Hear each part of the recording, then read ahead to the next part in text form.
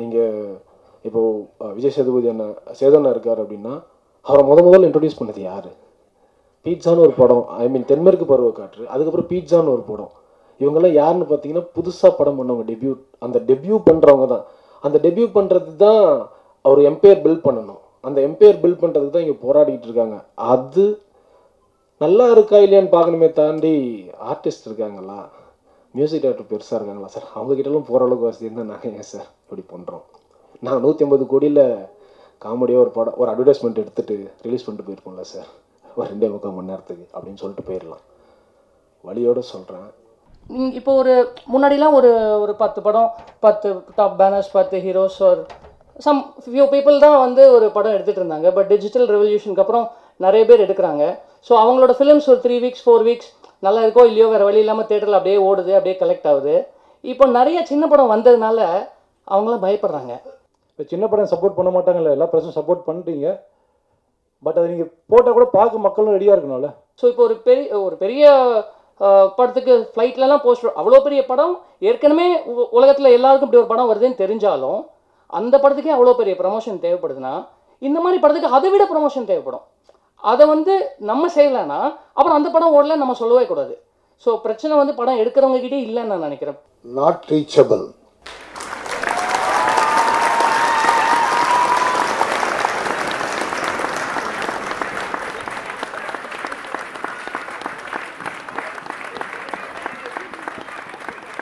ஒரு படத்தை வந்து ஒரு 30 டேஸில் பண்ணுறதுன்றது ஒரு சாதாரண விஷயம்லாம் கிடையாது. அதுவும் ரெஸ்ட்ரிக்டட் பட்ஜெட்டில் பக்கா பிளான் பண்ணி டீம் ஒர்க் இல்லைன்னா அது சத்தியமாக சாத்தியம் இல்லைன்றத நான் அனுபவிச்சிருக்கேன். ஸோ அதனால் இந்த டீமை பார்க்கும்போது அந்த வைப் வந்து எனக்கு ஃபீல் ஆச்சு.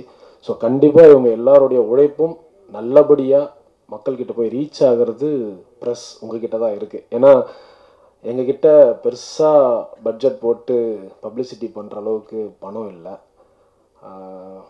பெரிய ஃபெமிலியர் ஆர்டிஸ்ட் இல்லை, கோடி ரூபாய் செட்டு போட்டு பாட்டு எடுக்கிற அளவுக்கு வசதி இல்லை. ஆனால் ஒரே ஒரு விஷயம் மட்டும்தான், நல்ல படம் பண்ணால் ஓடும், அதை மக்கள்கிட்ட கொண்டு போய் சேர்ப்பீங்கன்ற நம்பிக்கையோடு தான் நாங்கள் ஒவ்வொரு படமும் பண்ணுறோன்றது உள்ளிருந்து நான் சொல்கிறேன். இப்போ கேபிள் சங்கர் சார் வந்து அவர் சொல்லும் போது கார்த்திக் சிரிச்சாருன்னும் போது அது உண்மையான விஷயந்தான். இங்கே ஒரு பெரிய ஆர்டிஸ்டுடைய படத்தை ட்ரெய்லர் கூட பார்க்காம வாங்குறாங்க, தியேட்டரில் வந்து மக்கள் பாதியிலே ஓடி போயிடுறாங்க. ஆனால் சின்ன படம் நல்ல படத்தை ஃபுல்லாக பார்த்துமே நல்லா இருக்கு, ஆர்டிஸ்ட் இல்லையப்பா சார், புதுசாக வரவங்களுக்கு நீங்கள் வாய்ப்பு கொடுத்தானே சார் அவங்க அடுத்த ஆர்டிஸ்டாகவே மாறுவாங்க அப்படின்றது இங்கே யாருக்குமே புரிய மாட்டேங்குது. அது ஒரு வழியோடு நான் சொல்கிறேன், வழியோடு சொல்கிறேன், சிரிச்சுட்டே சொன்னாலும் வழியோடு சொல்கிறேன். ஏன்னா இங்கே திறமைக்கு வாய்ப்பு கொடுப்பேன்னு மேடையில் நிறைய பேர் பேசுகிறாங்க, நான் திறமைக்கு யாரும் வாய்ப்பு தர மாட்டுறாங்க. we have to build our own empire. அதுதான் இங்கே பண்ணிக்கிட்டு இருக்கோம். ஆல்ரெடி இருக்க பெரிய டைரக்டர்ஸோ பெரிய ப்ரொடக்ஷன் கம்பெனியோ நல்ல கதையை கேட்டு புது டீமுக்கு வாய்ப்பு எனக்கு தெரிஞ்சு கண்ணு கெட்டினது வரைக்கும் நான் இது வரைக்கும் பார்க்கல. நீங்கள் இப்போது விஜய் சேதுபதி அண்ணன் சேதண்ணா இருக்கார் அப்படின்னா அவரை முதல்ல இன்ட்ரடியூஸ் பண்ணது யார்? பீட்சான்னு ஒரு படம், ஐ மீன் தென்மேற்கு பருவக்காற்று, அதுக்கப்புறம் பீட்சான்னு ஒரு படம். இவங்கெல்லாம் யாருன்னு பார்த்தீங்கன்னா புதுசாக படம் பண்ணவங்க, அந்த டெபியூ பண்ணுறவங்க தான். அந்த டெபியூ பண்ணுறது தான் அவர் எம்பையர் பில்ட் பண்ணணும். அந்த எம்பையர் பில்ட் பண்ணுறதுக்கு தான் இங்கே போராடிக்கிட்டு இருக்காங்க. அது நல்லா இருக்கா இல்லையான்னு பார்க்கணுமே தாண்டி ஆர்டிஸ்ட் இருக்காங்களா, மியூசிக் டைரக்டர் பெருசாக இருக்காங்களா சார், அவங்ககிட்டலாம் போகிற அளவுக்கு வசதி இருந்தால் நாங்கள் ஏன் சார் இப்படி பண்ணுறோம்? நாங்கள் 150 கோடியில் காமெடியாக ஒரு படம், ஒரு அட்வர்டைஸ்மெண்ட் எடுத்துகிட்டு ரிலீஸ் பண்ணிட்டு போயிருக்கோம்ல சார், ஒரு 2.25 மணி நேரத்துக்கு அப்படின்னு சொல்லிட்டு போயிடலாம். வழியோடு சொல்கிறேன், படம் நல்லா இருக்கான்னு பார்த்து சப்போர்ட் பண்ணுறது, பார்க்குறதுக்கு மக்கள் ரெடியாக இருக்காங்க. ஆனால் அதை கொண்டு போய் சேர்க்கறதுக்கு எடுக்கிறதுக்கு நாங்கள் ரெடியாக இருக்கோம், பார்க்குறதுக்கு மக்கள் ரெடியாக இருக்காங்க. நடுவில் ஏதோ ஒன்று மிஸ் ஆகுது, சத்தியமாக எங்களுக்கு தெரியல. அது யாருக்காச்சும் தெரிஞ்சதுன்னா சொன்னீங்கன்னா ரொம்ப சந்தோஷமாக இருக்கும். அதை நாங்கள் தெரிஞ்சுக்கிட்டு அந்த வேலையை பார்ப்போம். இப்போ கேபிள் சங்கர் சார் வந்து சொன்னார் எல்லா ஓடிடி பிளாட்ஃபார்ம்லேயும். ஆமாம், ஏன்னா நாங்கள் ஒரு 5 வருஷத்துக்கு முன்னாடி வரும்போது நல்ல படம் எடுத்தால் ஓடிடும், எல்லாம் சப்போர்ட். உண்மையாலுமே சொல்லணும் அப்படின்னா நான் பீச்சாங்காய் பண்ணும்போது ஒரே ஒரு நம்பிக்கையில் மட்டும்தான் வந்தேன். என்ன அப்படின்னா, நல்ல நடிகன்னு பேர் எடுத்துட்டா போதும் நமக்கு அடுத்த படத்தை வந்து கொடுத்துருவாங்க. ரொம்ப கஷ்டம், ரொம்ப கஷ்டம். அடுத்தடுத்து படம் பண்ணி ஒரு பெரிய நடிகருடைய பையனுக்கு ஒரே படத்தை 2 வாட்டி எடுத்தாலும் இங்கே 4வது படம் பண்ணுறதுக்கு ரெடியாக இருக்காங்க. ஆனால் நல்ல படம் 4 படம் கொடுத்தாலும் 5வது படம் பண்ணுறதுக்கு இங்கே யாரும் ரெடியாக இல்லை. ஸோ அந்த மாதிரி எந்த டீமும் போயிடக்கூடாது.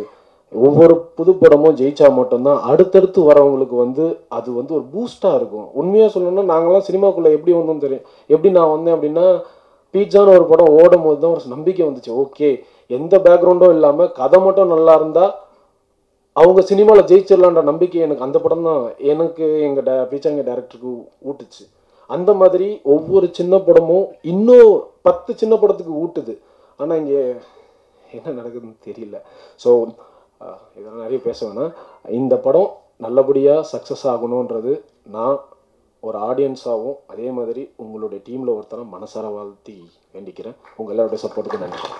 ஸோ ஒரே ஒரு விஷயம் என்னென்னா, எல்லோரும் படம் எடுக்கும்போது பட்ஜெட் ரெடி பண்ணுறாங்க, அது ரிலீஸ்க்கான பட்ஜெட் ரெடி பண்ணுறதில்ல யாருமே. ஸோ அதுதான் இங்கே பெரிய பிரச்சனையாக இருக்குன்னு நான் நினைக்கிறேன். நான் என் படம் கொண்டு வரும்போது நான் பண்ண தவறு அதுதான். ஸோ அதை கொஞ்சம் ரெடி பண்ணுங்கள். ஏன்னா இன்னொரு ஸ்டுடியோ உங்கள் படத்தை வாங்கி தான் ரிலீஸ் பண்ணணும்னு நம்பி நீங்கள் வரும்போது எப்பயும் நடக்கிறது இல்லைங்க சின்ன படங்களுக்கு. ஸோ உங்களுக்கான ஒரு படத்துக்கான பட்ஜெட் நீங்கள் ரெடி பண்ணுற மாதிரி அது ரிலீஸ்க்கான பட்ஜெட் ரெடி பண்ணுங்கள். மக்கள்கிட்ட கொண்டு போய் சேர்க்கறது கொஞ்சம் காஸ்ட்லியான விஷயம் தான். அது கொஞ்சம் பட்ஜெட் தேவைப்படுது. இப்போ சின்ன படம் சப்போர்ட் பண்ண மாட்டாங்கல்ல, எல்லா ப்ரெஸ்ஸும் சப்போர்ட் பண்ணிட்டீங்க. பட் அதை நீங்கள் போட்டால் கூட பார்க்க மக்களும் ரெடியாக இருக்கணும்ல. ஸோ அவங்ககிட்ட போய் இந்த படத்தை கரெக்டான முறையில் சேர்க்கறதுக்கான ஒரு சின்ன மார்க்கெட்டிங் ஒரு பணம் தேவைப்படுது எடுக்கிறத விட. ஸோ அந்த மார்க்கெட்டிங் பணத்தையும் ரெடி பண்ணிட்டு நீங்கள் படம் எடுத்தீங்கன்னா, ஒரு நீங்கள் 50 லட்சம் கையில் இருக்குன்னா 25 லட்ச ரூபாய்க்கு படம் எடுங்க. 25 லட்ச ரூபா மார்க்கெட்டிங் செலவு பண்ணுங்கள். ஆனால் சும்மா எடுத்துகிட்டு மார்க்கெட்டிங்கே பண்ணாமல் வீட்டில் நம்மளே போட்டு பார்க்கல ஒன்றுமே இல்லை. ஸோ எனக்கு நல்ல விஷயமா ப்ரொடியூசர் வந்துட்டார், ஒரு ஓடிடி பண்ணிட்டாங்க, கொஞ்சம் கொஞ்சமாக ரீச் ஆகுது. நிறைய பேர் இப்போ மெசேஜ் பண்ணிட்டுருக்காங்க, நல்லா இருக்குது, பார்ட் 2 எப்போ வரும்னு கேட்குறாங்க, சந்தோஷமாக இருக்குது. ஆனால் எல்லாருக்கும் எல்லா இடமும் நடக்கிறது இல்லை. என் ஃப்ரெண்ட்ஸ், ஏன்னா எனக்கு ரொம்ப வருஷம் ஆச்சு, ஒரு 2-2.5 வருஷம் கழிச்சு தான் இந்த ப்ரொடியூசர் பார்த்து இந்த படம் வாங்கினார். அப்போ கூட நினச்சேன், நிறைய ப்ரொடியூசர்ஸ் போட்டால் இவ்வளோ பணம் செலவாயிடுச்சு, ஃபஸ்ட்டு இந்த ப்ரொடியூசரை பார்த்துருந்தாரா வேலை முடிஞ்சிருக்குமேன்ட்டு. பட் அப்படி நடக்காது அது. ஸோ ரியாலிட்டி அதுதான். ஸோ என்றைக்கு அந்த மேஜிக் நடக்கும்னு தெரியாது. அது வரைக்கும் பொறுமையாக ரொம்ப வருஷம் வெயிட் பண்ண முடியாது எல்லாரையும். வட்டிக்கு வாங்கி படம் பண்ணுறாங்க நிறைய பேர். ஸோ யாரையும் நம்பி வெயிட் பண்ண தேவையில்லை. நீங்களும் ஒரு அமௌண்ட் ரெடி பண்ணுங்கள், ரிலீஸ்க்கும் மார்க்கெட்டிங்கான செலவுகளை பண்ணுங்கள். கண்டிப்பாக படம் நல்லா இருக்கும்போது எனக்கு தெரிஞ்சு ப்ளஸ் சப்போர்ட் பண்ணுவாங்க. என் படத்துக்கு நிறைய சப்போர்ட் பண்ணியிருக்காங்க. ஸோ சப்போர்ட் பண்ணுவாங்க. இங்கே சின்ன படமாக பெரிய படமாக இல்லை, நல்ல படமாக மக்களுக்கு பிடிக்கிற படமாக இல்லையாங்கிறது தான் இங்கே விஷயமா இருக்குது. ஸோ கார்த்தி சொன்ன மாதிரி நாங்கள் எல்லாமே எங்களுக்கு பெருசாக ஒரு கோட்டை கட்டி இது பண்ணலாம் வரல. நாங்களாம் வந்து எங்களுக்கான ஒரு சின்ன ஆடியன்ஸ் குரூப்பை செலக்ட் பண்ணி அவங்களுக்கான படங்கள் எடுத்து அவங்க அந்த வேலையை செய்ய மட்டும் தான் இங்கே வந்திருக்கோம். ஸோ சப்போர்ட் பண்ணுங்கள். தென் மோர் தென் இனஃப் கண்டென்ட் நிறையா கிடச்சிருச்சு. ஸோ கண்டிப்பாக அந்த நாட் ரீச்சபிள்ஸுக்கு எல்லாருக்கும் ரீச் ஆகணும் உங்களெல்லாம் கேட்டுக்கிறேன். தேங்க்யூ. எனக்கு தெரிஞ்சு இப்போ நம்ம வீட்டுக்கு ஒரு கெஸ்ட்டு வந்தாங்கன்னா நம்ம விழுந்து கவனிப்போம்ல, அது மாதிரி இந்த இண்டஸ்ட்ரிக்கு நியூ கமர்ஸ் வந்து அவங்களுக்கு ரெட் கார்பெட் வெல்கம் வேணும்னு நான் கேட்குறேன். ஏன்னா அது நீங்கள் செஞ்சீங்கன்னா அதை விட ஒரு என்கரேஜ்மெண்ட் வேறு எதுவும் இல்லை. அந்த ரெட் கார்பெட்டுக்கு உண்மையாக இருக்கணும், அந்த வெல்கமுக்கு நம்ம நிறையா இதுக்கப்புறம் அந்த அந்த வெல்கமை நம்ம கரெக்டாக யூஸ் பண்ணிக்கணுங்கிற இன்னொரு கான்ஃபிடன்ஸ் வரும். ஆனால் இங்கே நிறைய பேர் பேசினாங்க, இந்த சின்ன படங்கள் ஓடாது. இன்றைக்கி என்னமோ அது ஒரு ரீசெண்ட் ட்ரெண்டாக இருக்குதுன்னு நினைக்கிறேன்ல. சின்ன படம் எடுக்காதவங்க எல்லாருமே சின்ன படம் ஓடாது, சின்ன படம் எடுக்காதீங்க அப்படின்னு ட்விட்டரில் ஒரு 10 நாளைக்கு ஒரு தடவை மைக்கு கிடைக்கும் போதெல்லாம் போர் அடிக்கும்போது சின்ன படம் ஓடாதுன்னு ஒரு நெகட்டிவிட்டி ஸ்ப்ரெட் பண்ணிருக்காங்க. அதுக்கு எல்லோரும் ரீசன் சொன்னாங்க. நான் ஒரு ரீசன் நினைக்கிறேன் அவங்களாம் ஏன் அதை சொல்கிறாங்கன்னு. அவங்க யாரும் சின்ன படம் எடுக்கிறது இல்லை, சின்ன படம் எடுக்கிறவங்க யாரும் பெரிய படம் ஓடாதுன்னு சொல்கிறதும் இல்லை. இப்போ ஒரு முன்னாடிலாம் ஒரு 10 படம், 10 டாப் பேனர்ஸ், 10 ஹீரோஸ் ஒரு சம் ஃபியூ பீப்புள் தான் வந்து ஒரு படம் எடுத்துகிட்டு இருந்தாங்க. பட் டிஜிட்டல் ரெவல்யூஷனுக்கு அப்புறம் நிறைய பேர் எடுக்கிறாங்க. ஸோ அவங்களோட ஃபிலிம்ஸ் ஒரு 3 வீக்ஸ் 4 வீக்ஸ் நல்லா இருக்கோ இல்லையோ வேறு வழி இல்லாமல் தேட்டரில் அப்படியே ஓடுது, அப்படியே கலெக்ட் ஆகுது. இப்போ நிறைய சின்ன படம் வந்ததுனால அவங்களாம் பயப்படுறாங்க. ஏன்னா இப்போ அவங்களோட படம் சரியாக ஓடலைன்னா அடுத்து ஒரு புது படம் வரும்போது அது ஒருவேளை நல்லா ஓடுமோன்னு சொல்லிட்டு அவங்க படத்தை தூக்கிடுறாங்க. அதனால அவங்க பயப்படுறாங்க, சின்ன படம் ஓடாதுன்னு சொல்லி ஒரு நெகட்டிவிட்டி ஸ்ப்ரெட் பண்ணுறாங்க. மீடியம் சைஸ் படம் எடுக்கிறவங்களும் பெரிய டாப் பேனர்ஸ் படம் எடுக்கிறவங்களும் மை கைண்ட் ரிக்வெஸ்ட், சின்ன படம் ஓடாதுன்னு இன்னும் ஒரு தடவை கூட மைக்கு பிடிச்சி சொல்லாதீங்க. ஏன்னா நீங்கள் அதை எடுக்கிறதே இல்லை, நீங்கள் ஏன் சொல்கிறீங்க? ஸோ தயவு செஞ்சு அதை இனிமேல் சொல்லாதீங்க. அப்படியே சொன்னாலும் எங்கேயாவது இந்த வீடியோ பார்த்தீங்கன்னா எனக்கு அனுப்புங்க, அதுக்கு நான் ரிப்ளை வீடியோ போட்டுடுறேன். ஸோ அது ஒரு விஷயம் என்னென்னா, இன்றைக்கி இன்னொரு ட்ரெண்டு கூட இருக்குது. ஒரு சின்னதாக ஒரு படம் எடுத்து ஒரு நியூ கமர்ஸ் வந்தாங்கன்னா அவங்கள இமீடியட்டாக ஸ்கேம் பண்ணி அவங்களோட கண்டென்ட்டை அபேஸ் பண்ணிடணும்னு நினைக்கிறாங்க நிறைய ப்ரொடியூசர்ஸ், நிறைய டாப் பேனர்ஸ், சம்டைம்ஸ் மீடியேட்டர்ஸ் கூட. ஸோ அந்த மாதிரி ஸ்கேமில் எங்கேயும் விழுந்துடாதீங்க. ஸோ உங்களோட சொன்ன மாதிரி உங்கள் ரைட்ஸ் உங்ககிட்டே வச்சுக்கோங்க, அது ரொம்ப முக்கியம். It's your property. நீங்கள் செலவு பண்ணதுக்கு ₹1 கம்மியாக வந்தால் கூட கொடுக்காதீங்க, அவசியம் இல்லை. அப்படி ஒரு ஏன்னா இன்றைக்கி இந்த வேர்ல்ட் ஆஃப் இன்டர்நெட் ஒரு படத்தோட எக்ஸ்பைரி டேட்டே இப்போ கிடையாது. ஸோ லைஃப் லாங் உங்கள் படத்துக்கு ஒரு வேல்யூ இருக்கும். ஸோ இப்போ நம்ம ஒரு சின்ன ஒரு பொட்டி கடையோ மளிகை கடையோ ஆரம்பிக்கிறோன்னா கூட அந்த கடை திறந்து அடுத்த நிமிஷம் நம்ம ஒன்றும் அந்த கடையோட இன்வெஸ்ட்மெண்ட் எடுக்கணும்னு நினைக்கிறது இல்லை. அது மாதிரி இந்த இண்டஸ்ட்ரியும் நினைங்க, லாங் டேர்மாக இருக்கணும்னு நினைங்க. ஸோ நிறைய படம் எடுக்கணும்னு நினைங்க. இப்போது இன்றைக்கி இருக்கிற எல்லாம் so called top heroes, top banners, அவங்களாம் 20 இயர்ஸாக இதை பண்ணிகிட்டே இருக்கிறதுனால இன்றைக்கி இந்த பொசிஷன் வந்திருக்காங்க. நம்ம இன்றைக்கே அவங்களோட கம்பீட் பண்ணணும்னு அவசியமே கிடையாது, நம்ம அவங்களோட காம்படிஷன் கிடையாது. ஸோ இவர் சொன்ன மாதிரி நம்மளுக்குன்னு ஒரு எம்பையர் உருவாக்கலாம், நத்திங் ராங். ஸோ அதான் மறுபடியும் சொல்கிறேன், I request the medium size filmmakers and big production banners, சின்ன படம் ஓடாது அப்படிங்கிற நெகட்டிவிட்டி ஸ்ப்ரெட் பண்ணாதீங்க. நீங்கள் ஏன் சார் அதை ஸ்ப்ரெட் பண்ணுறீங்கன்னு எனக்கு தெரியும், இப்போ எல்லாருக்கும் தெரியும். So press and media friends, தயவு செஞ்சு இப்போது யாரோ ஒருத்தர் சொன்னார், இப்போது தமிழ்நாடு ஃபுல்லாக இப்படி ஒரு படம் வந்திருக்குன்னு அட்வர்டைஸ் பண்ணுறதுக்கு பட்ஜெட் இருக்காது. அப்படியே செலவு பண்ணாலும் அது அவங்க ப்ரொடக்ஷன் காஸ்ட்டை விட தமிழ்நாடு ஃபுல்லாக ரீச் ஆகிறதுக்கு பட்ஜெட் அதிகமாக இருக்கும். ஸோ அதை ரெக்கவர் பண்ணுறது கஷ்டமாயிடும். அதனால தான் இப்படி ஒரு ஆடியோ லான்ச், இப்படி ப்ரெஸ் மீட்லாம் வைக்கிறாங்க. ஸோ இங்கே இருக்கிற ஒவ்வொருத்தரும் மேபி இதில் இருக்கிற நிறைய பேர் சினிமா இண்டஸ்ட்ரியில் ஆர்டிஸ்ட்டாக இருக்கணும்னு நினச்சி கூட சரி சம்டைம்ஸ் முடியாமல் கூட ப்ரெஸ் அண்ட் மீடியாவாக நீங்கள் மாறி இருக்கலாம். ஸோ உங்கள் சார்பாகவும் நான் கேட்டுக்கிறேன், இந்த மாதிரி ஒரு ப்ரெஸ் மீட் வைக்கிறதே எங்களால் தமிழ்நாடு ஃபுல்லாக அட்வர்டைஸ் பண்ண முடியலன்னு தான் உங்களை கூப்பிடுறோம். ஸோ இங்கே இருக்கிற யாருமே இந்த படத்தை பற்றி எழுதாமல் இருந்துடாதீங்க. ஸோ இப்போ இந்த ஃபங்க்ஷனோட பர்பஸே எவ்ரி சிங்கிள் பர்சன் இதை பற்றி எழுதணுங்கிறது தான். இப்போது அதே மாதிரி நீங்கள் ஜென்ரலாக எவ்ரிடே நிறைய பேர் யூடியூப் சேனல் ரன் பண்ணுறீங்க, நிறைய நியூஸ் போடுறீங்க. ஸோ 10 நியூஸ் ஒரு பெரிய படம்னு சொல்லும்போது ஒரு டைட்டிலுக்காக மட்டுமே வியூஸ், இப்போது நியூஸ் ஃபார் வியூஸ் ஃபார் நியூஸாங்கிறது தெரியாத மாதிரியே ஒரு வேர்ல்டு போயிட்டுருக்கு. ஒரு 10 நியூஸ் நீங்கள் பெரிய படத்தை பற்றி சொன்னீங்கன்னா ஒரு 2 நியூஸாக சின்ன படத்தை பற்றி சொல்லுங்கள். அது சொல்லிட்டு அது ஒரு நாள் சொன்னால் உடனே மாறிடாது. அதை ஒரு ஹேபிட்டாக மாற்றி அதையும் ஒரு ரெகுலர் ஹேபிட்டாக நீங்கள்லாம் வச்சுருந்தீங்கன்னா அதுக்கப்புறம் சின்ன படம் ஓடலன்னு சொல்லுங்கள், அப்போ கூட ஒத்துக்கலாம். நீங்கள் 10 நியூஸுமே பெரிய படம் பற்றியே பேசும்போது, ஏன்னா இன்றைக்கி ப்ரெஸ் அண்ட் மீடியா எதை செலிப்ரேட் பண்ணுறாங்களோ அதுதான் மக்களுக்கு போய் சேருது, அதான் அவங்களும் செலிப்ரேட் பண்ணுறாங்க. ஸோ இந்த மாதிரி நியூ கமர்ஸ்க்கு ரெட் கார்பெட் வெல்கம் கொடுங்க, இவங்களை செலிப்ரேட் பண்ணுங்கள். புதுசாக யாராவது வந்தாங்கன்னா தூக்கி வச்சு கொண்டாடுங்க. நம்ம ஏதோ ஒரு செலிப்ரேஷன் பண்ணால் தான் வெளில தெரியுது. ஸோ இப்போ ஒரு பெரிய படத்துக்கு ஃப்ளைட்லலாம் போஸ்டர், அவ்வளோ பெரிய படம், ஏற்கனவே உலகத்தில் எல்லாருக்கும் இப்படி ஒரு படம் வருதுன்னு தெரிஞ்சாலும் அந்த படத்துக்கே அவ்வளோ பெரிய ப்ரமோஷன் தேவைப்படுதுன்னா இந்த மாதிரி படத்துக்கு அதை விட ப்ரமோஷன் தேவைப்படும்.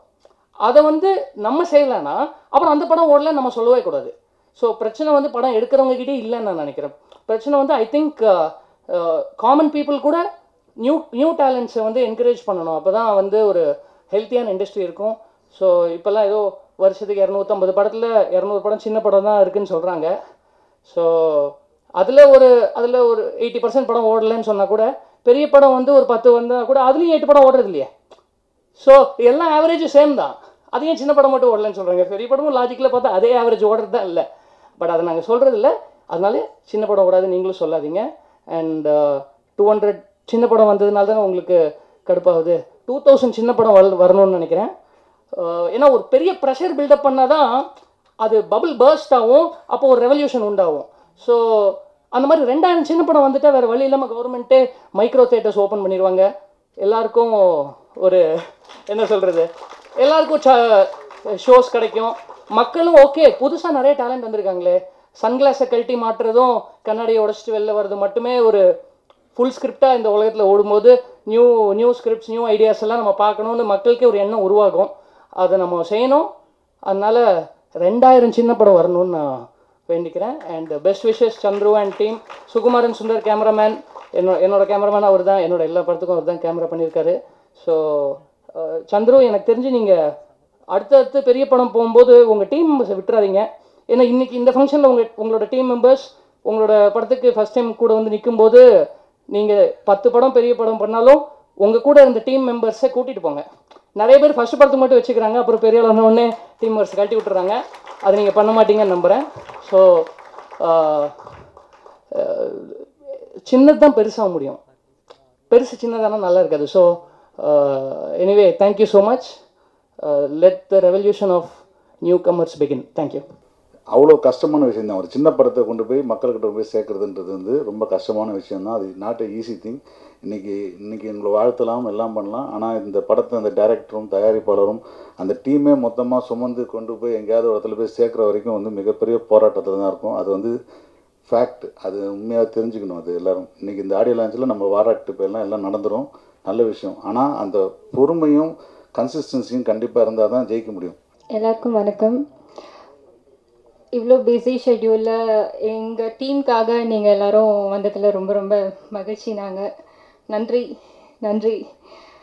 அண்ட் நாட் ரீச்சபிள் சந்துரு டிரெக்டருக்கு டெபியூ ஃபிலிம் அண்ட் மியூசிக் டைரக்டருக்கு டெபியூ ஃபிலிம். பட் நீங்கள் மூவி பார்க்கும்போதும் சரி, இப்போ டீசர் பார்த்ததுக்கப்புறமும் சரி, டெபியூ ஃபிலிம் மாதிரி தெரியாது. பிகாஸ் எந்த ஒரு காம்ப்ரமைஸுமே இல்லாமல் நாங்கள் எடுத்த மூவி இது. ஸோ இதில் ஒர்க் பண்ண எல்லா கேஸ்ட் அண்ட் க்ரூக்கும் ரொம்ப ரொம்ப நன்றி. அண்ட் இந்த இடத்துல இப்போ நான் நின்றுட்டுருக்கேன்னா அதுக்கு அந்த இறைவனும் என்னோடய அம்மாவும் மட்டும்தான் காரணம்னு நான் நம்புகிறேன். ஸோ என்னோடய அம்மாவுக்கு ரொம்ப ரொம்ப நன்றி. நான் இந்த இண்டஸ்ட்ரியில் வந்து 8 years ஆகுது. ஏதாவது ஒரு கேரக்டரில் நான் பண்ணிகிட்டே இருக்கணும் அப்படின்னு நினச்சி நிறைய சின்ன சின்ன கேரக்டர்ஸ் வந்தாலுமே நான் பண்ணுவேன். ஏன்னா சுபான்ற ஒரு கேர்ள் எல்லாருக்குமே ரெஜிஸ்டர் ஆகணும்னு நினச்சி இப்போ வரைக்கும் ஒரு கேரக்டர் விடாமல் நான் பண்ணிகிட்ருப்பேன். ஸோ எனக்கு இந்த கலைத்துறை மேலே எப்படி இவ்வளோ இன்ட்ரெஸ்ட் வந்ததுன்னு எனக்கு தெரியல. ஆனால் இது கண்டிப்பாக ஒரு நாள் என்னை வாழ வைக்கும்னு நான் நம்புகிறேன். அதுக்கு சப்போர்ட் பண்ணிகிட்ருக்க என்னோடய அம்மாவுக்கு ரொம்ப ரொம்ப நன்றி. ஏன்னா அவங்க இல்லைன்னா டெஃபினட்டாக நான் இந்த இடத்துல கிடையாது. அண்ட் என்னை சப்போர்ட் பண்ணிகிட்ருக்க media peoples and directors, producers எல்லாத்துக்குமே நன்றி. வணக்கம்.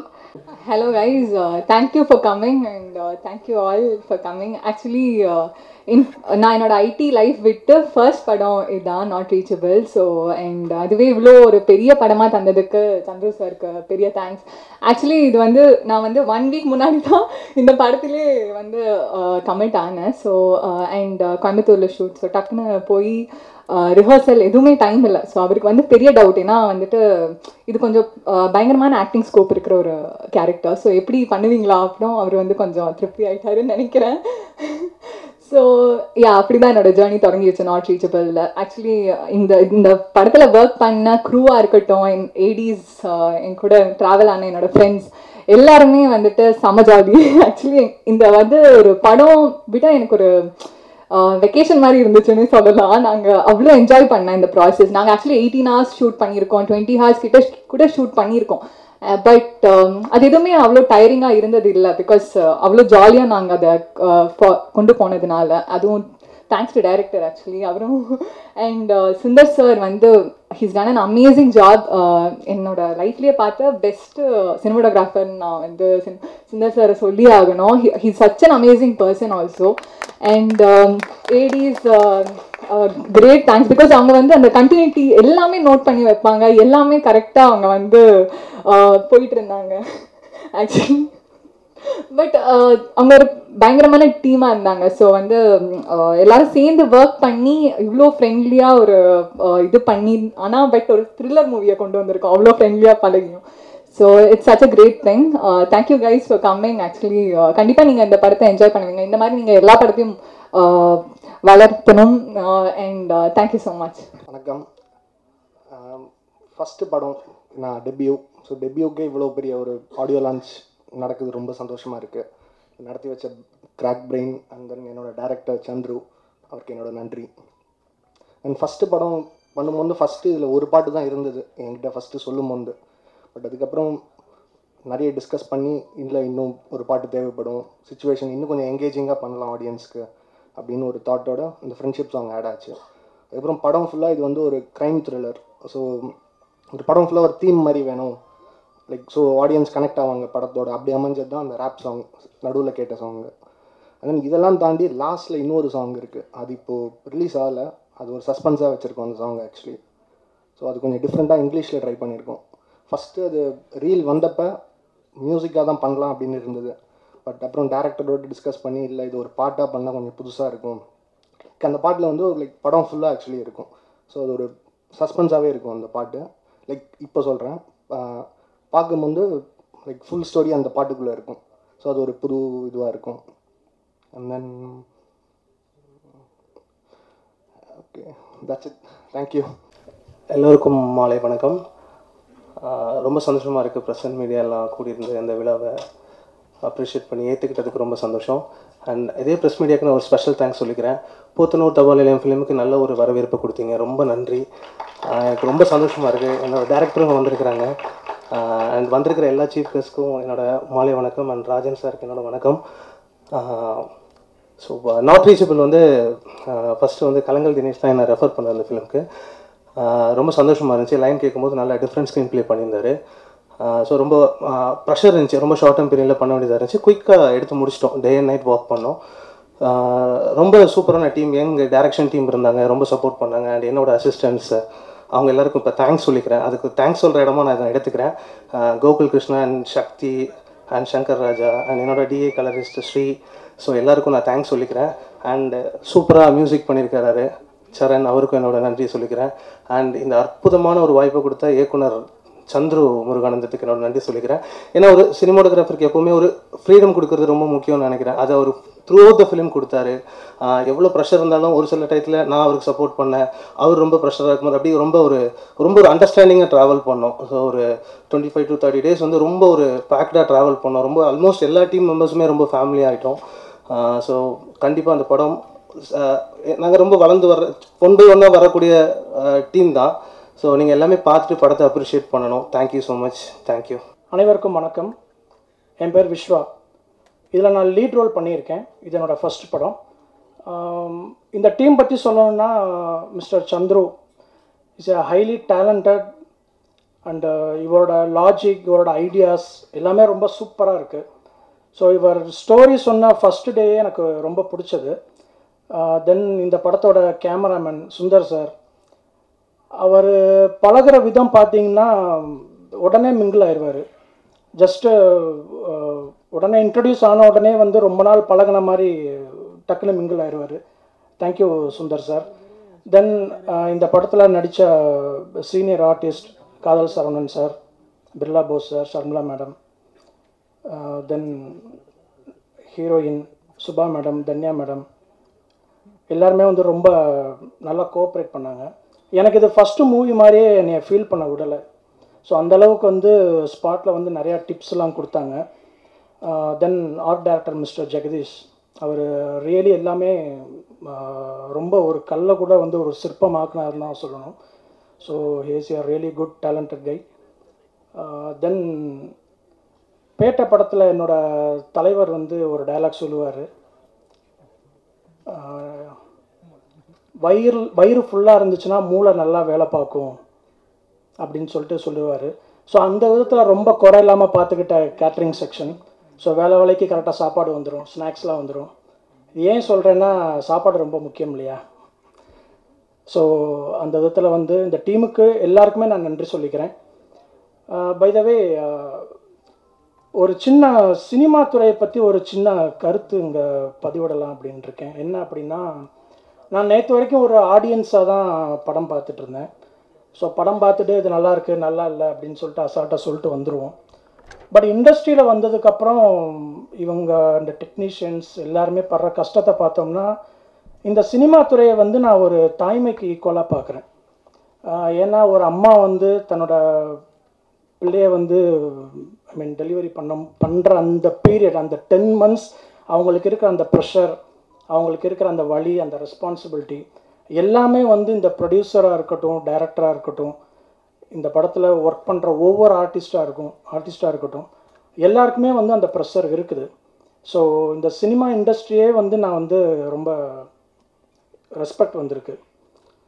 ஸோ இது என்னோட முதல் மேடை, முதல் ஸ்பீச். ஏதாவது தப்பு இருந்தால் சாரி, அப்பாலஜைஸ். அண்டு இங்கே உங்களோட பிஸி ஷெட்யூல்லையும் நேரம் ஒதுக்கி வந்த ஸ்பெஷல் கெஸ்ட் எல்லாருக்கும் ரொம்ப நன்றி சார். மீடியா பர்சன்ஸ், ஃப்ரெண்ட்ஸ் எல்லாருக்குமே ரொம்ப நன்றி சார். ஸோ நெக்ஸ்ட்டு சக்ஸஸ் மீட்டில் மீட் பண்ணுறேன். Thank you all, bye. Not reachable crime suspense thriller, ஆங்கில டைட்டில். இது டைட்டில் மட்டும் ஆங்கில டைட்டில் இல்லை, படத்தோட கதை அண்டு ஸ்க்ரீன் பிளே ரெண்டும் வந்து ஆங்கில படத்துக்கு நிகராக இருக்கும். அதில் வந்து மாற்று கருத்து இல்லை. டைரக்டர் சந்துரு முருகானந்தம் சார் வந்து என்கிட்ட ஸ்கிரிப்ட் கொடுத்தாரு. பவுண்டட் ஸ்கிரிப்ட் ஃபுல்லாக நான் படித்தேன். படிக்கும்போது அதில் ஒரு கேரக்டர் மேலே அப்படியே ட்ராவல் பண்ண ஆரம்பிச்சிட்டேன், இன்வால்வ் ஆகிடுச்சு அந்த கேரக்டர். சரி முடிச்சுட்டு அவர் நேரில் போய் பார்த்து சொன்னேன், ரொம்ப நல்லா பண்ணியிருக்கீங்க, நான் எக்ஸ்பெக்ட் பண்ணல. ஏன்னா கதையில் பார்த்தீங்கன்னா ஸ்டோரியும் சரி ஸ்க்ரீன் பிளேவும் சரி அதில் இருக்கிற twist and travels dialogues expect பண்ணாத ஒரு கிளைமேக்ஸு சொன்னேன். சார் இது வந்து ஒரு எல்லா கேரக்டர்ஸும் இதில் மெச்சூர்டாக இருக்குது, ஒரு எக்ஸ்பீரியன்ஸு ஆர்டிஸ்ட் பண்ணால் தான் இது நிற்கும் அப்படின்ற மாதிரி சொன்னேன். மோஸ்ட்லி அந்த லீடு நான் தான் பண்ணுற மாதிரி நடிச்சிட்டு இருந்தேன். உண்மையாகவே வந்து விஸ்வா கிஃப்டட்.